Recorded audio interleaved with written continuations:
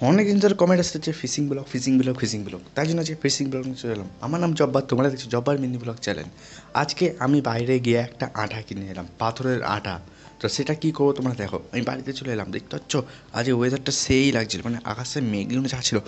তারপরে আমার কিছু কাজ ছিল, সেইগুলোকে মিটিয়ে আমি আমার ছাদে চলে আসি, মানে যেখানটায় আমার এটা রাখা আছে সেইখানটায় সেই আটাগুলোকে খুলে নিয়ে ভালো করে মিক্স করতে হবে। আমি যতক্ষণ এটাকে মিক্স করছি তোমরা আমার চ্যানেলটাকে সাবস্ক্রাইব করে নাও, ফেসবুক পেজ থেকে থাকলে ফলো করে নাও, লাইক শেয়ার কমেন্ট করে নাও। আর গাইস এটাকে ভালো করে মিক্স করতে হবে যাতে জলটা ভালো করে থাকে, নাহলে এটা জলে সার্ভাইভ করতে পারবে কি আমি জানি না।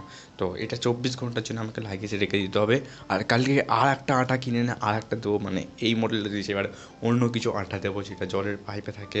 আরও অনেক রকম আটা দিয়ে করবো।